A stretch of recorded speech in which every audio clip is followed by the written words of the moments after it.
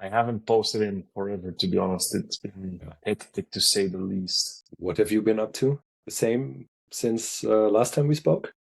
Yeah, bunch of a couple of new accounts, onboarding some new people. Great, congrats.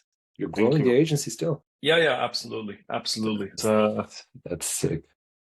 I actually had to turn down someone last week. I just can't give you the service right now that I need to give you. Success. That's great. Hey, that's great to hear. Yeah, so with me it's been the same pretty much. I mean, I'm still onboarding new clients from that one agency I struck a deal with. And it's all over the place. Like I'm learning so many new industries and verticals. It's unreal. Really nice. Yeah. So I got one that is devices for online meetings, so cameras, soundbars, stuff like that. Mm-hmm. Brand in the US and in Canada, and they're trying to break into Europe. Then I have insurance. Then I have another one that is electricity and stuff like that. Mm-hmm. So those are more like lead gen clients, and then I have some that are a bit left of center. So I have an animal park or animal farm zoo, so to speak. It's unreal. It's unreal. That's interesting. It's unreal. And lo and behold, all these accounts suffer from the same thing, from the same disease. No way. What could it be? What could it possibly be? Make a guess, Michael. Does it start with a P? And Ding ding ding ding ding ding Performance ding ding Max? ding. It starts with a P and finishes with performance max. That's interesting. Yeah. So any interesting case that you want to share?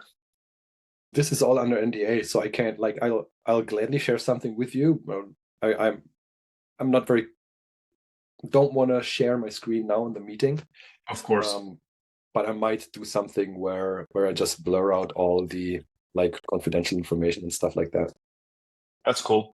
Sure. But I mean, long story short, I mean, if I'm saying they all suffer from PMAX, then it's that the clients are always so pleased with the results that PMAX are driving, and then if you look under the hood, then it's all brand, it's all engaged view conversions, it's cannibalizing itself. So the moment you turn on PMAX, then the other campaign types start to suffer.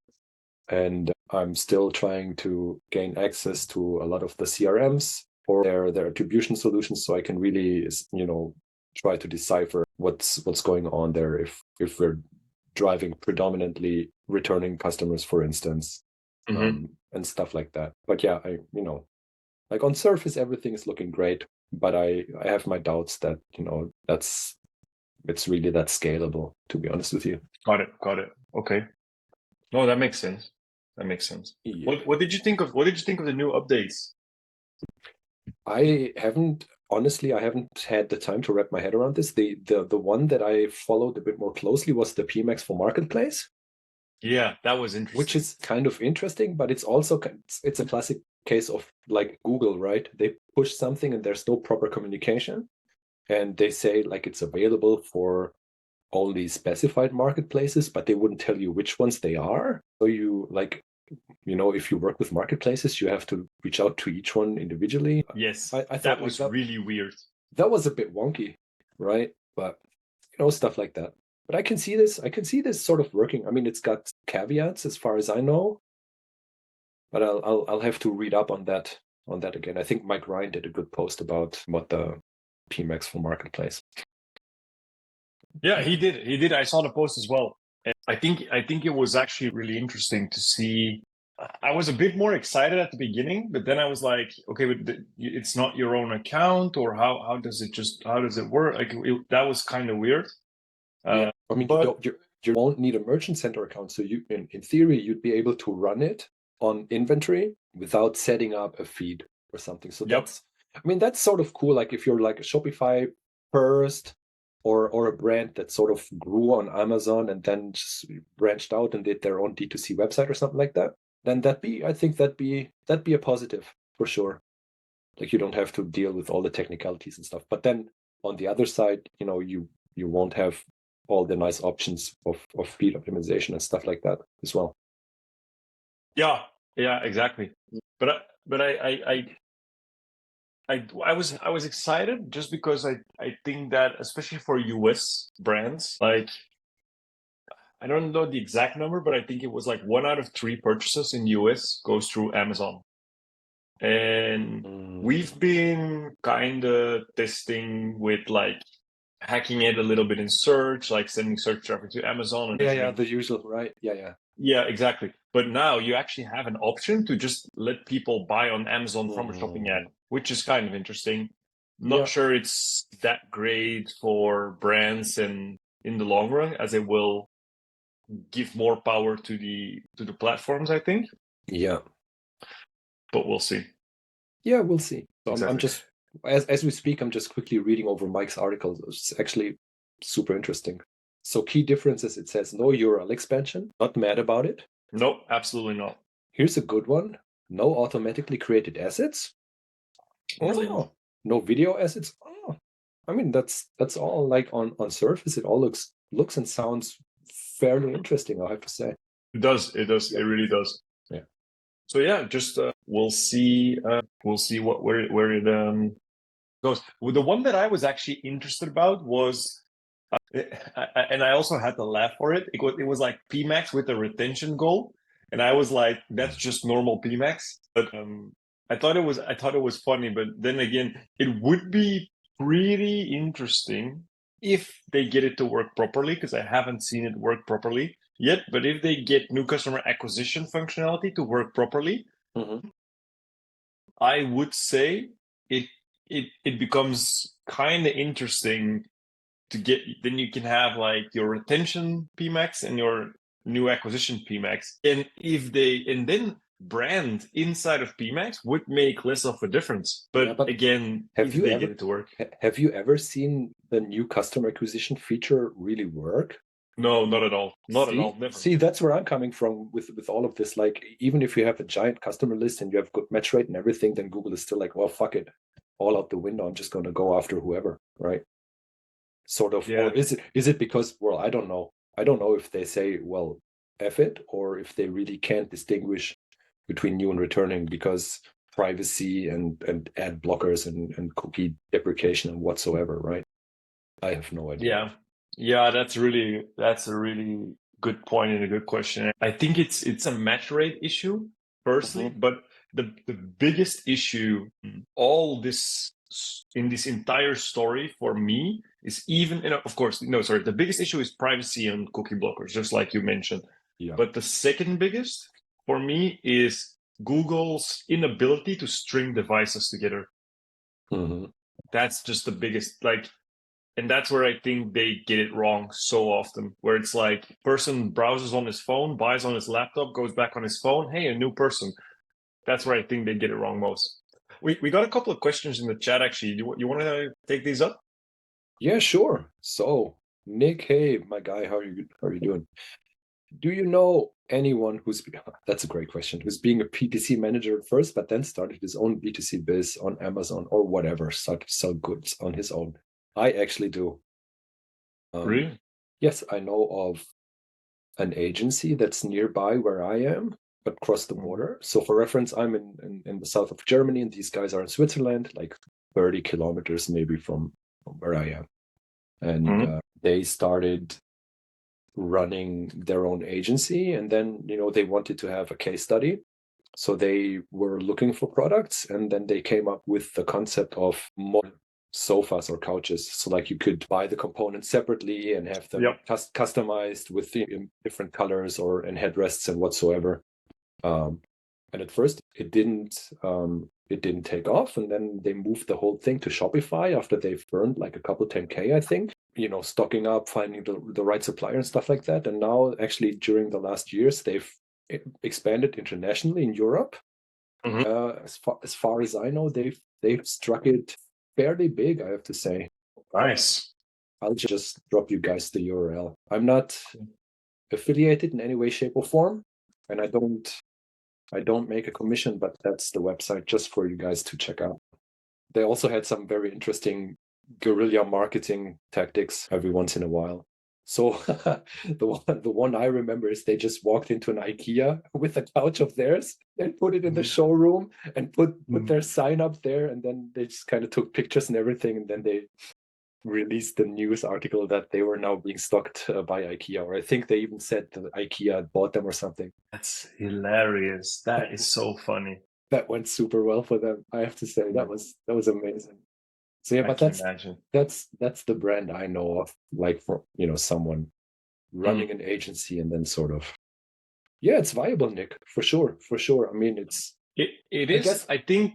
Sorry, go on. We touched upon this during an earlier session. I think the hardest part is finding a product that first of all, that you can identify with, I guess, and that is somewhat easy to purchase in stock. And for these guys, I know they were one of the first ones in Europe to offer like those modular couches, and there's so many copycats these days. So as soon as that's something we spoke about as well, right? As soon as something gains traction, then everyone will just go ahead and just straight out copy your product. So it's like I don't know how viable that's going to be in the long run. I mean, I guess only if you actually manage to make a proper brand out of it and not just run it for 2-3 years and then just kind of it fizzles out, I guess. Yeah. But it doesn't look like it for these guys. Yeah, I mean, I can imagine you need brand equity. Like you need some brand equity.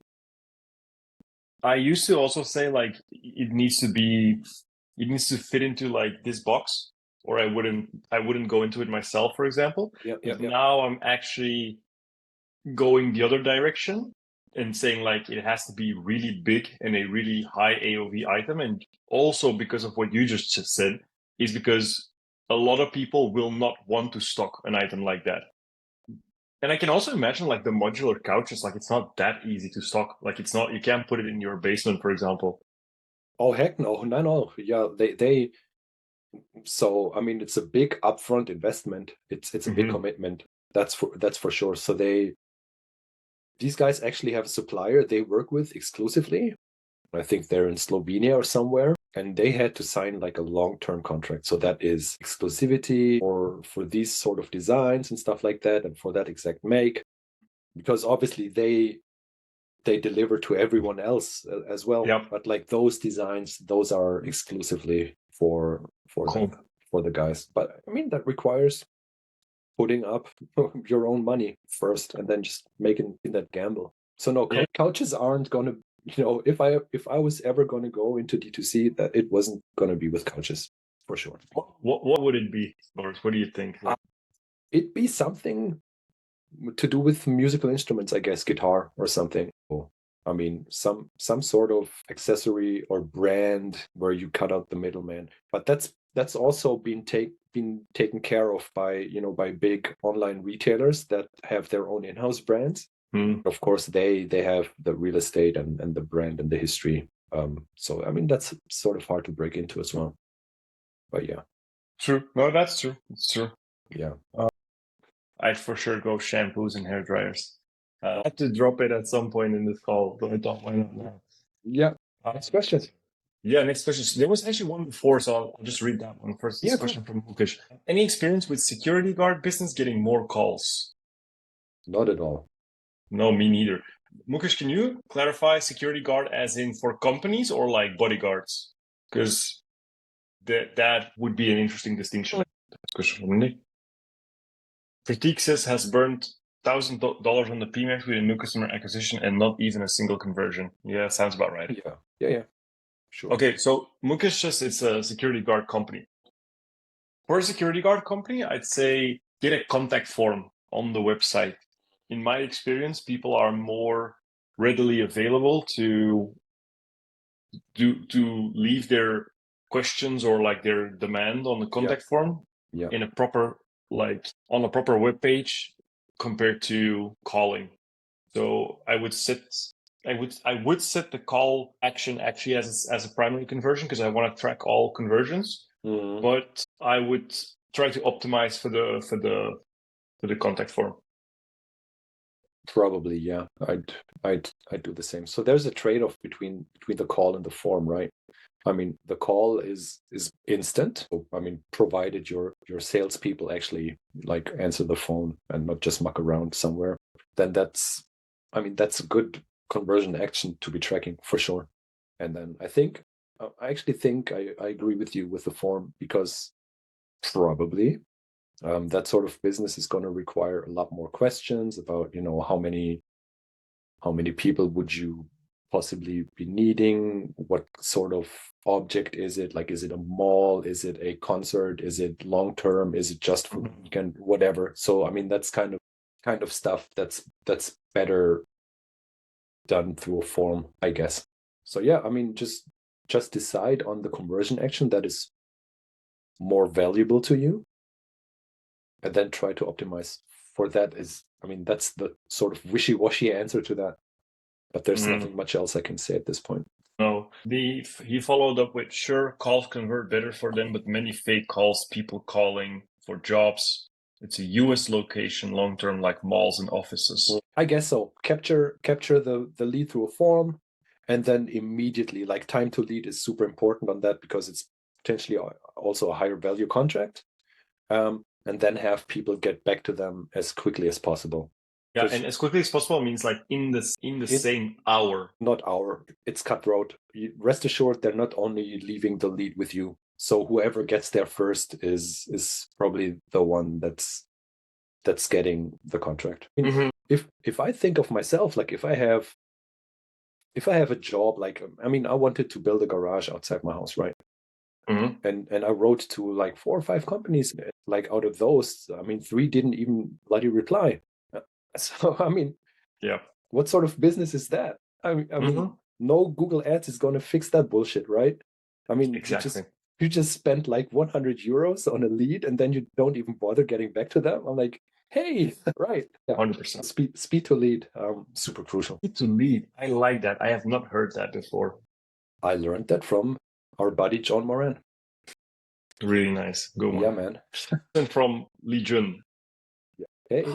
A high-end e-commerce brand wants to leverage the latest Google ecosystem changes, not limited to PPC. I thought of optimizing for voice search and harnessing the power of visual search. Do you have other suggestions? Legion,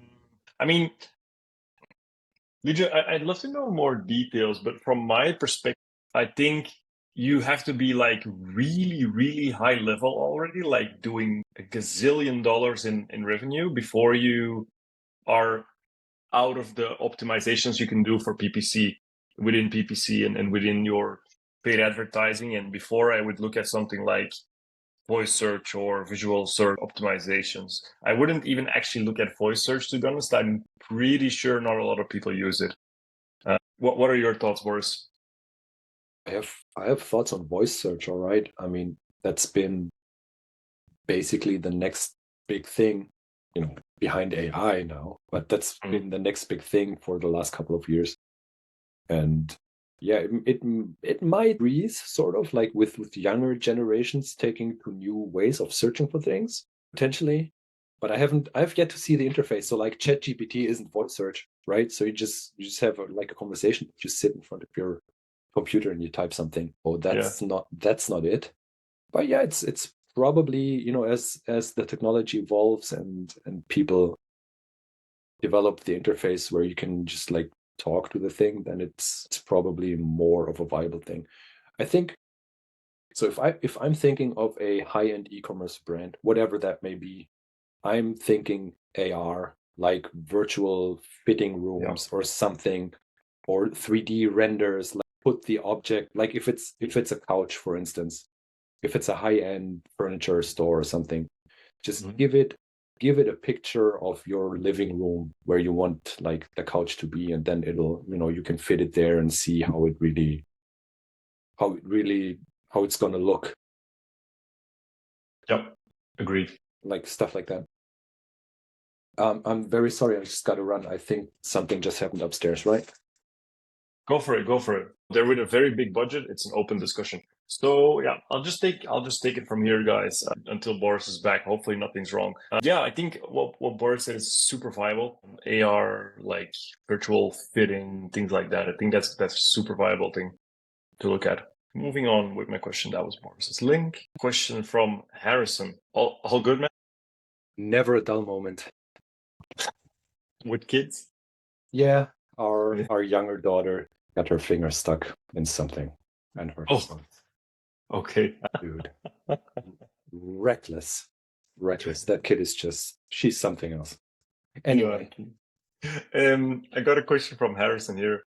He says, Happy Friday. Happy Friday to you too, Harrison. Happy Friday in GM. I have a question about brand performance. I have an account where brand search ROAS is great, but brand shopping ROAS is poor. There's no meaningful difference in CPC, and I just can't wrap my head around why the performance is so different. For reference, search is at about a 10x ROAS, and shopping ads is 1x to 1.5x. You want to take this one? It's interesting for sure. So by brand shopping, I mean, I assume we're talking about the same thing. You set up a standard shopping and then he excluded all the generic terms and then you end up with just the brand search terms inside of that standard shopping campaign, right? Yeah, potentially I'd expect ROAS to be different between brand search and brand shopping. But I don't know, like I've actually honestly never looked at like if there's a relationship between the two. So if like, for instance, brand is 10x and then shopping typically sits at like a 3 or 4 or something. I don't know. I don't actually know.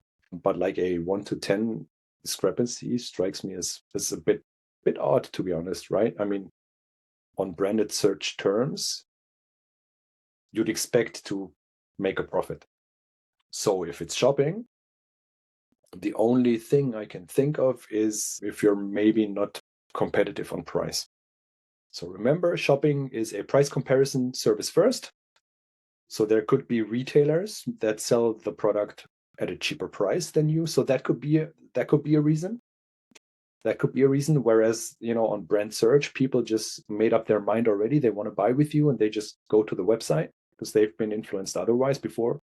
So that generates the higher ROAS. So that's sort of the explanation I have maybe for that sort of scenario. Yeah, Harrison, I have a question. I guess it's a D2C brand, right?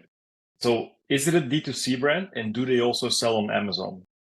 Could you let me know? Because I have a couple of thoughts about this, because we actually encountered this with a client of ours as well right now. Yeah, D2C, and they also sell on Amazon. Okay. So my explanation isn't valid. It is, but it's on different levels. But it's different. What's their shipping policy on their website? I think this is something you and them have to look at, because this is probably what's happening is they sell on Amazon. So Amazon will be in the branded shopping results. So again, so many customers shop through Amazon because you can buy everything you need there at once. And then you can just simply check out, and the delivery, I mean, Amazon Prime it's free next day delivery, right? So I think this is something that we're actually facing with another client of ours. And why is there a difference between branded shopping and branded search? Is branded search are just people that are really loyal to your brand. They want to go to your website and they want to shop around. People that click on your branded shopping ads are usually the people that are looking for a very specific product that they want. And they don't really care whether they buy it from your site or from Amazon. They just need the product. And so this is also something that we're seeing with our D2C customer. And if you cannot compete with Amazon on price and shipping, Amazon will get a big part of your cookie there. And it's much, much harder to outrank Amazon in shopping because your product listing is right next to their product listing. Your brand campaign, if it's properly set up, you have your headlines, your descriptions, your site links, and then only then is the next result. And usually it won't even show more than 1 or 2 results plus shopping. So that's probably where I think the discrepancy comes from. That's what I think. And secondly, shopping attribution is way worse than search attribution. So that's the secondary part. Yeah, that's true actually. Yeah. So that could also make up for like an extra part of the ROAS that you're not seeing. He says, yeah, that makes a lot of sense. Basically, they have different levels of intent, more likely to buy from a marketplace. Yeah, I mean, it's not about intent, I think. It's more about ease of use. And Amazon is so easy to use. And if it's all the same in price, then probably not a lot of difference for these people. Plus, they need to buy 3 other things online, and now they can buy it in just one click. Yeah. Yeah, cool. Cool. 93% overlap rate with Amazon. Yeah, that's what I thought. Harrison, what you can try to do is, because Amazon's just going to be probably a PMax or I don't know, I'm not really sure how Amazon runs their accounts. That would be really interesting to see. I would say you can try to push them out of the auction, but if people want to shop on Amazon, they're going to find them. Yeah, that's a tricky one. Maybe check with the client if you. Oh, here's something. So here's something that we actually do. That I can give you. Usually, the price on Amazon and the price on your website is the same. So what we do is we set up the welcome discount code that you get in your first email of your welcome sequence. We set that up as a merchant center promotion. Also, credit to our friend John Moran. Absolutely stole this from him. Absolutely stole this from him. So you set up your welcome code as a promotion in your merchant center, and you set it at 179 days, which is like 180 is the limit. So you set it 1 day less, and then you just set it up twice a year. And now you have 10% less than Amazon. And if you have free shipping, then it should work. Hey, I'm learning something on these calls. That's amazing. That's probably the first time. No, it's not. It's not. It's not the first time. Not at all. Not at all. Not at all. I'm just joking. Yeah, that is actually really neat. This is currently the end of the current questions. There's something that we went over, I guess. My mistake. Pratik? Yeah, I see it. A guy's facing a situation where I'm not able to exclude the negative keyword in my search campaign with more than 80 characters. I did take the suggestion from Boris for the Ngram method to exclude, but it still shows up in my negative keyword list and is spending. What can I do? Or what am I doing wrong? Okay, so, right, that makes sense. So, character limit is 80 characters. So if there's something that's longer, you won't be able to exclude that regardless of match type. So what I suggested, I think we exchanged DMs. I'm not quite sure anymore. But what I suggested is, you do like an Ngram analysis, and then you take the most common phrases and just exclude them as a negative phrase. Or if there's something that you absolutely don't want to show for, then you can just negative broad the whole thing. So that should work. If it's still showing, I'm not sure what could be the culprit here. Usually, it should work. Just not sure if you've if you hit the keyword. I'm just being super silly here, right? I'm sure you did it the right way. But if you excluded the keyword, say negative phrase, and then you looked at the search terms again, are you sure you're looking at the period after you've excluded the negative or after you've put negative keywords in place? So that would be like a point of failure that I've been the victim of as well. Yeah, same here. Yeah, absolutely. He says yes after the period. What Pratik? So it's a standard search campaign, right? He says yes. So you use the Ngram method, and then what match type did you give the negative keyword broad? Should do the trick normally. Normally it should do the trick. So yeah, I'm afraid, but like from afar, there's nothing else I can say. So all things said, it should work. The only thing I can think of is just make sure it's in the proper negative keyword list and that you have it added to the campaign. But other than that, I don't think, without looking inside of the account, I wouldn't be able to tell what the problem is. Yeah. Hey, we have Alfred Simon entering the chat. Hey, Alfred. Hey, Alfred. So I have while we're waiting for any other questions potentially, I have a question for you. So I have a client that, due to the nature of the business, which is health related, we can only run search ads currently and no remarketing, obviously. So we've built it out quite well. As in, we have US market and world market. Then we took the best performing countries from world market, and then we segmented these out in their own campaigns. Ran up the budget. We're hitting target ROAS, but we've absolutely just plateaued in scale. And whatever we try, more differentiated ad copy, always broad match keywords, trying to lower the T ROAS to where it's no longer acceptable. The result we get, we've tried it all. We've done a brainstorm, but I was wondering what your thoughts were. Can you do video for them, or is that also out the question? We can, but I can't use custom segments. Okay. because of the it's like health related remarketing. Yeah. So, but essentially, what you can do is you can show video ads, YouTube ads, to a cold audience, right? You can exclude website visitors and you can exclude like previous purchases. We can. Yep. Yeah. So that's something that I would look into. Okay. For sure. Like if you, yeah. So if you hit, like if you can't scale search any further, that the interest has to come from elsewhere. So I would absolutely just blast people on YouTube. Like maybe do a sell test first, like a big metro or something, and just give it like 4 to 8 weeks or however long the client has patience for, and then blast them with YouTube, and then see if that trickles down to the search campaigns. That's the tactic I would employ. Yeah, that's a good one. I like that. That's a good one. And then use the hack from use the Sarah Steeman hack, exactly. Yeah. Then put the audience and see how it converts. But obviously, I mean, you should be able to see the impact even without putting the YouTube audience as an observation to the search campaigns. That's true, and to be honest, they're not the client's not afraid to. The client's not afraid to like. They use a very proper backend tracking, like it sounds like they have a healthy budget, so that wouldn't be the issue, right? Yeah, no, 100%. They have a really good. They really are on top of their numbers and everything. So yeah, I would absolutely urge you to try YouTube. Yeah, I'll do that. Alfred also says, do you have DSA running on their blog pages if they have any? We advertising toward their blog pages wasn't necessarily working because without giving up too much information.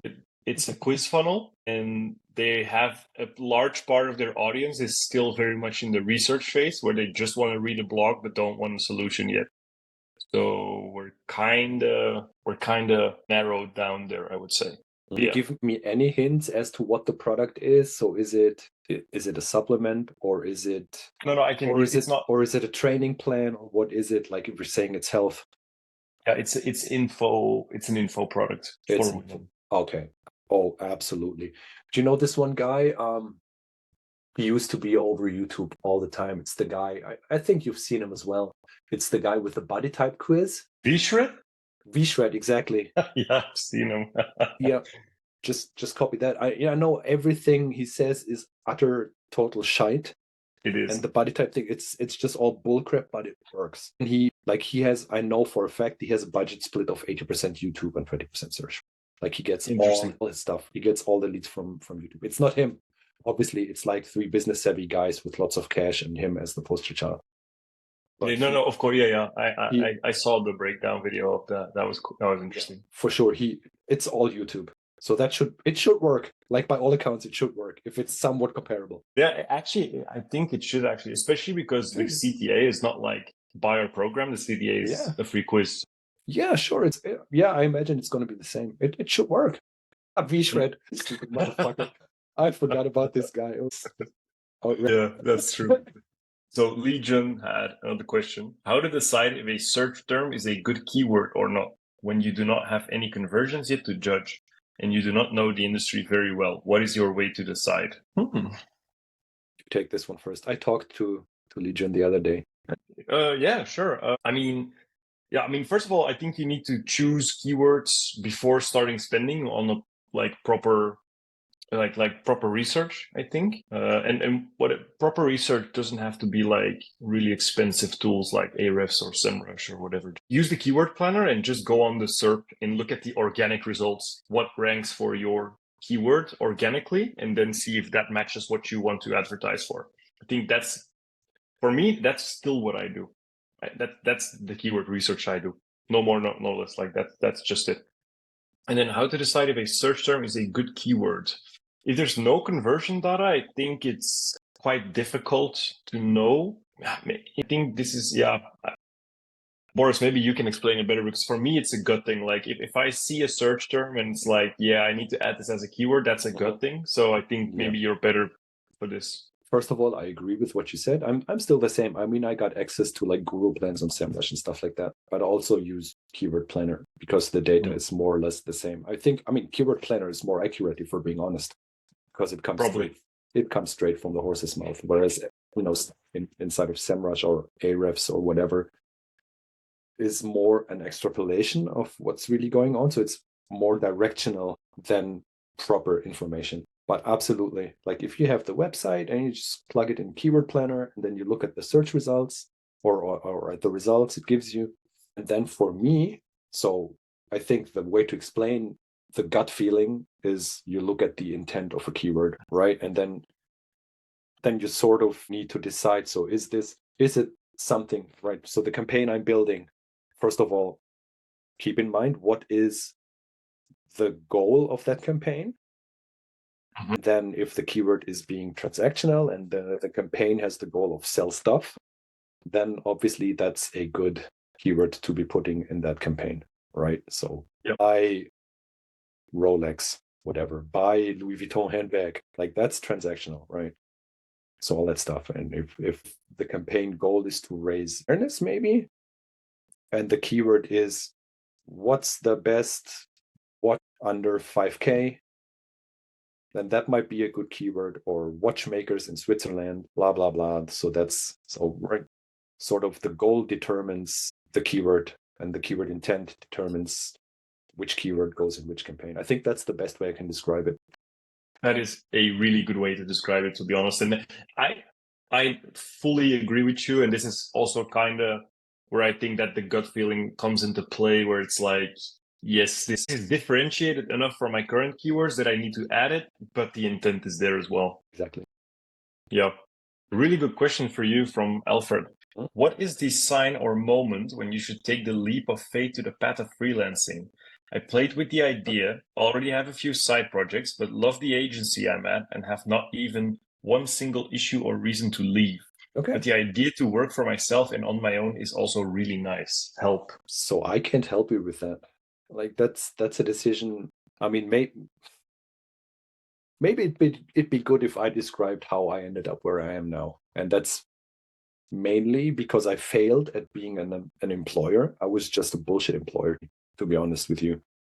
So the first couple of years, I was obviously a good employee, and I also had that mindset that if I went above and beyond and I did everything that was asked of me and more, then people would somehow see it, and then I'd be rewarded, and I'd climb the corporate ladder and stuff like that. It's not really the case, at least not where I was working. So I realize now that I was also working at bad places, probably.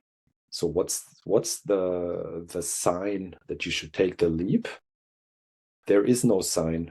There's just a point in time where you've like taken on enough side projects to the point where that income either is going to supplement your main gig, or potentially it's even going to be more. So that was the point, where I decided to take the leap. So when I had enough income that surpassed what I was doing in my main job by multiples.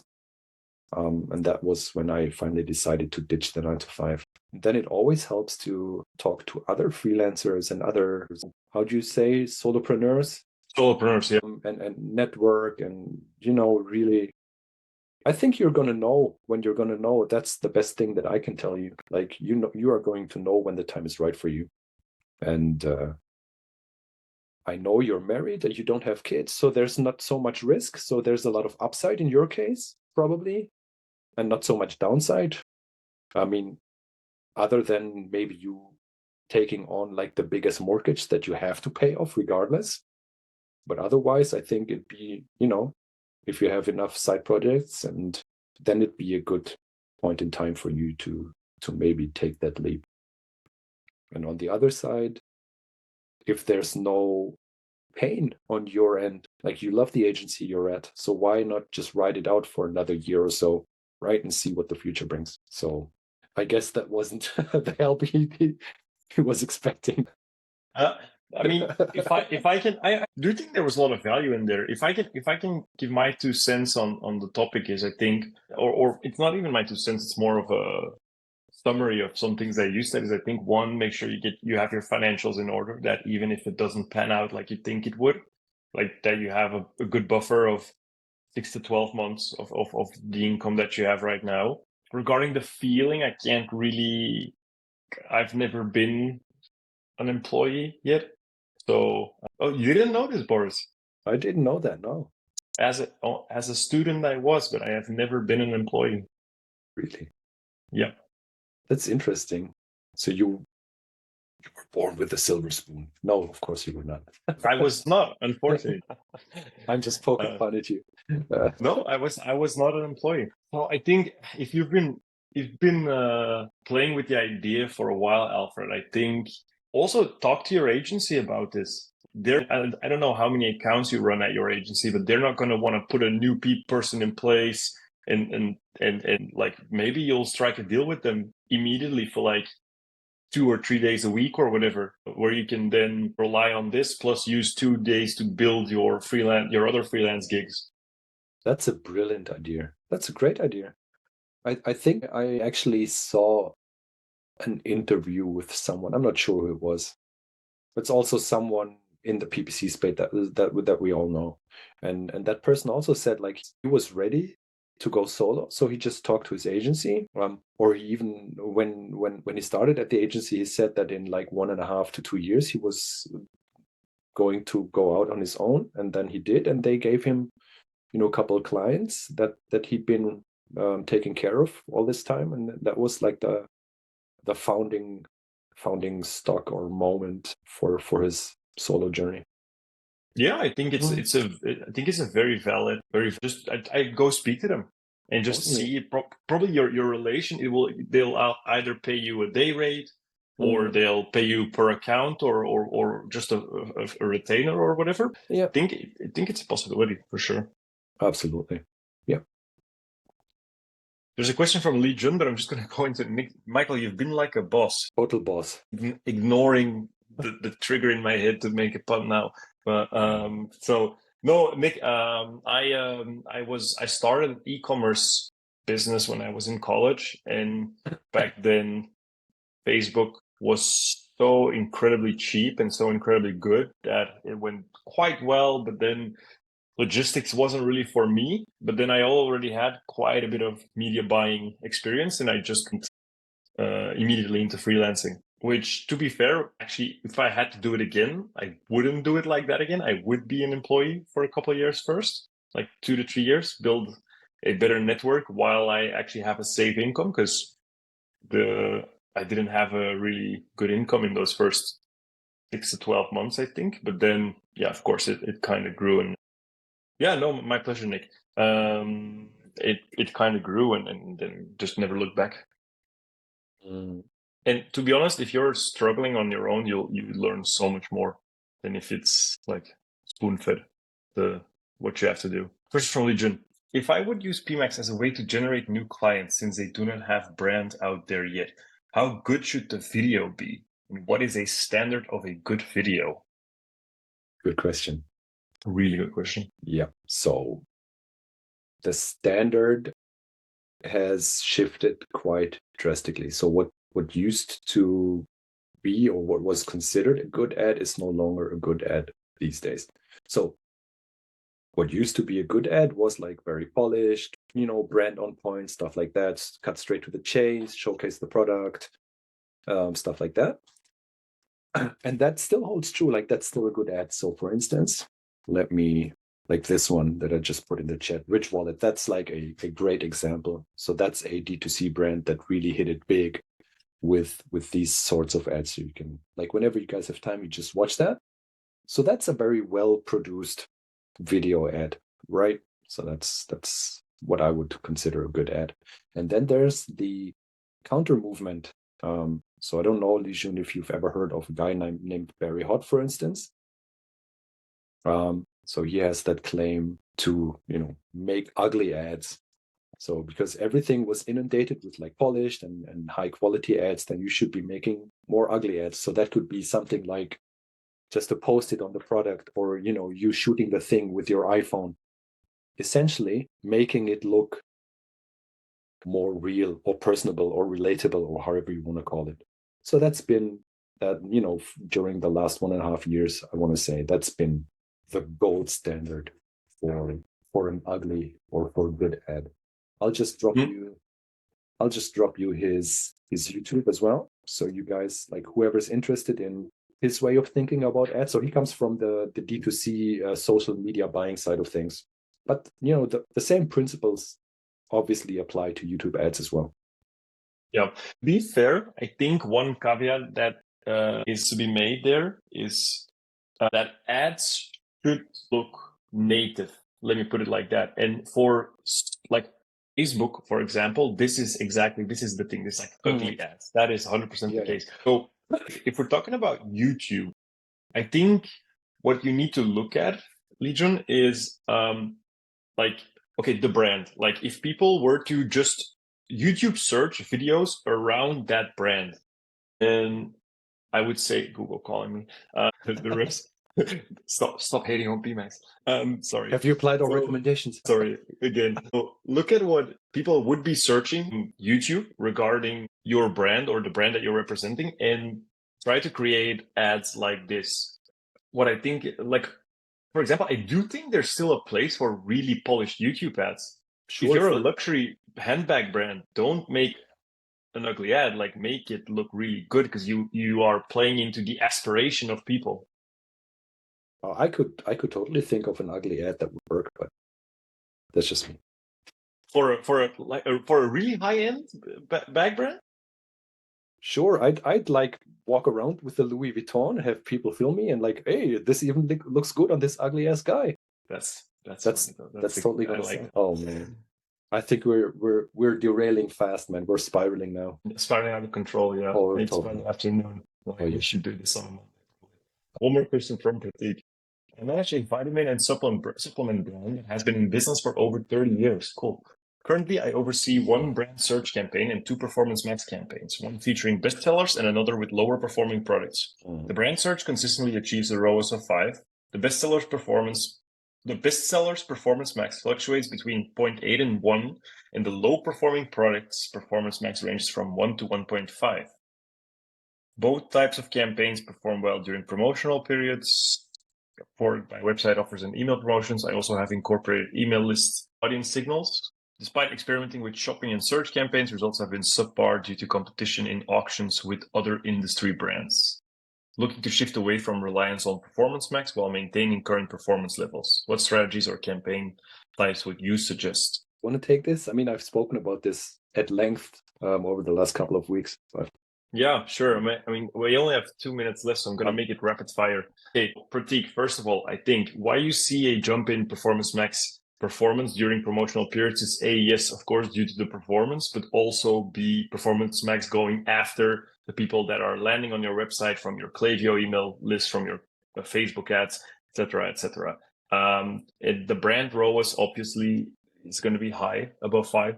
And I'm going to assume that from the bestseller campaigns, you have excluded your brand. If you don't, then all of the information about the metrics above is moot. Then you really need to segment that out first. But given that the other ones have an 0.8 to 1 ROAS and a 1 to 1.5 ROAS, I would say, first of all, have a very, very clear conversation, if you haven't already, with the client about the expectation.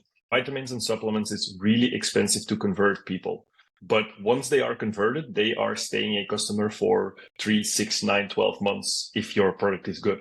So work with a new customer, like an NCAC and lifetime value, work on that spectrum with the client, figure out how much you can afford to spend on a new client. And sometimes that's even going to have to be a negative ROAS or a ROAS of 0.8.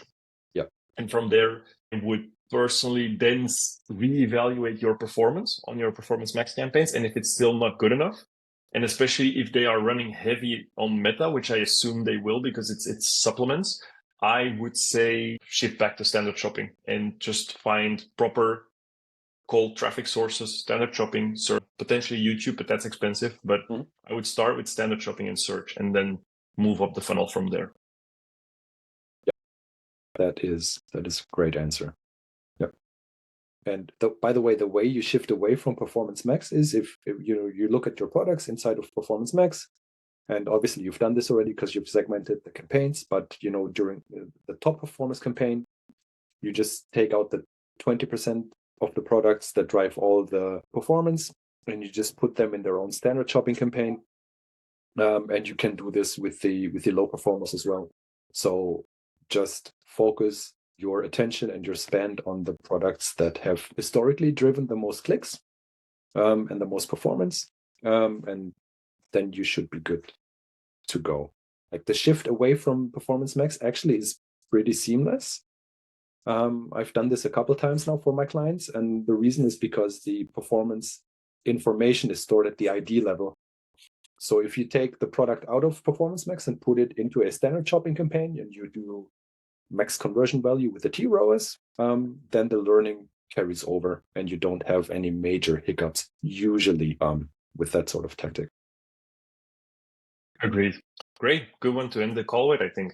Yep. Awesome. Boris, have a great weekend. Thanks for your time. Guys, everyone that was here, thank you so much. If you have any more questions, feel free to shoot me a DM. Other than that, see you next week. See you guys. Bye. Cheers, guys. Bye.